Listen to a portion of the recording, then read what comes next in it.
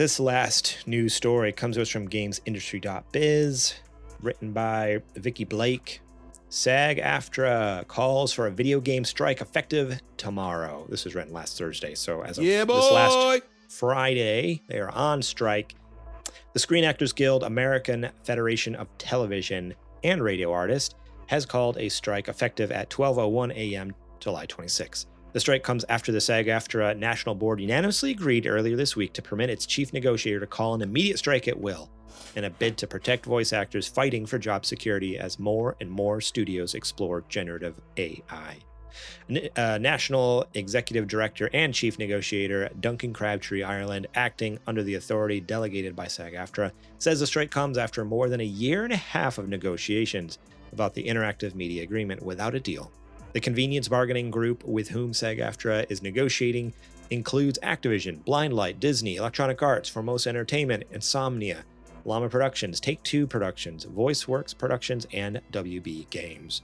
SAG-AFTRA says it was campaigning to offer critical AI protections for members by asking any game looking to employ SAG-AFTRA talent to perform covered work must sign on to the new tiered budget independent interactive media agreement, the Interactive Media Agreement, or Interim Interactive Localization Agreement. However, SAG-AFTRA claims that although agreements have been reached on many issues important to its members, the employers refuse to plainly affirm in clear and enforceable language that they will protect all performers covered by this contract in their AI language. The video game industry generates billions of dollars in profits annually. The driving force behind that success is the creative people who design and create those games, said Crabtree Ireland.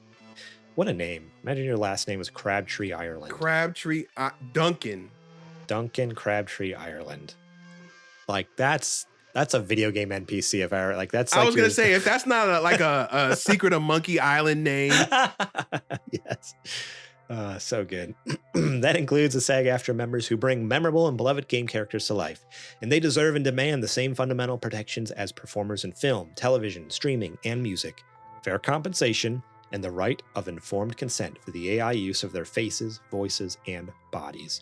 Frankly, it's stunning that these video game studios haven't learned anything from the lessons of last year, that our members can and will stand up and demand fair and equitable treatment with respect to AI, and the public supports us in that. I assume that's in reference to last year's actors SAG-AFTRA strike against Hollywood films, right? It was more against like films and stuff like that.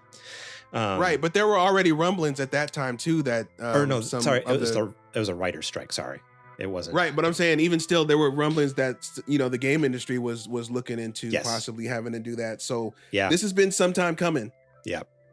In a statement to gamesindustry.biz, Audrey Cooling, a spokesperson for the video game producers involved in the IMA negotiations, said, "We're disappointed the union has chosen to walk away when we are so close to a deal, and we remain prepared to resume negotiations." Whatever. We have already found common ground on 24 and 25 proposals, including historic wage increases and additional safety provisions. Our offer is directly responsive to SAG-AFTRA's concerns and extends meaningful AI protections that include requiring consent and fair compensation to all performers working under the IMA. These terms are among the strongest in the entertainment industry. So basically, someone who represents the game studios are saying, like, everything's good. I don't know what their deal is. Well, obviously not everything's good. Like, we were just getting ready to make you a deal. Didn't you want us to pay you peanuts? Yeah. Wow. And that's not even a big thing. It's just like stealing people's likenesses and then turning it into like using AI to AI to manipulate it and whatnot.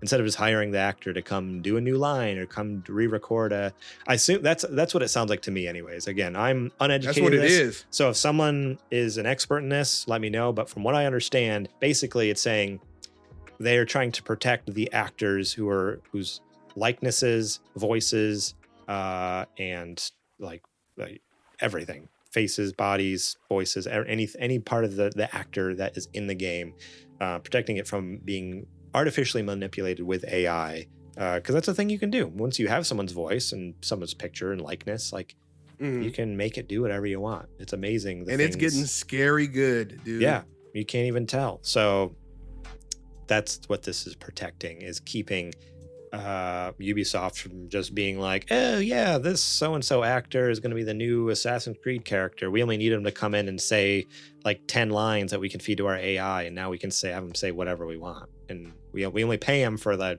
3 hours it took to record those lines, but we're going to get a lot more work out of it. That's what they're trying to avoid.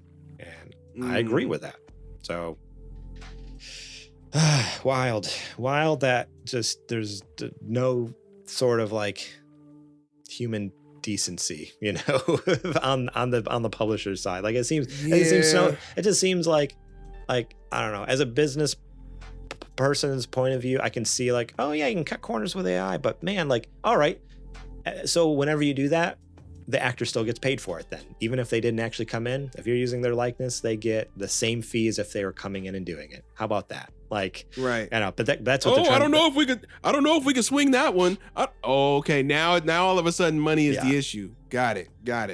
Yeah. Makes sense. No. So yeah, this is protecting the actors from AI, which it's scary how good AI is getting, and it's scary what people can do with it. And, in just such a short amount of time, I feel like, since before it was the like in the zeitgeist, you know, of like, this is a thing a lot of people know about, and man, it's exponentially getting better and better and better until people are just going to be able to type a prompt and it'll give you a full movie scene about it. Yeah, I mean that's already it's already kind of a thing. Like I don't know if you've seen it. It is, but it's still like it's still janky. Rough. Yeah, it's rough, but it's like you can type in a prompt and get like a full blown like video clip. Like it's wild. And unless you're like really clued in or like paying attention, like it could fool people. You know? Yeah, absolutely. Wild. So good on you, SAG-AFTRA. Stand up for yourselves. We got your backs. We support Keep trucking. Ya. You got this. You know, people are more important than video games. Video games are cool. 10 times out of 10. But people are more important. People are more important than video games. Life itself is more important than video games. It's true. Even though sometimes that can be a little tough to believe. But yeah, no, this is way more important than video games right now, even though it's about video games. 100%.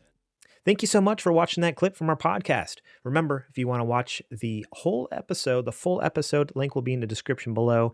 You can click on that and check it out. We got listener questions. We got more news segments. We got what you playing. We got a lot of fun things. So yeah, more than just the news. There's a lot more to the show that you should go check out. So remember, click that link in the description. Check out that full episode.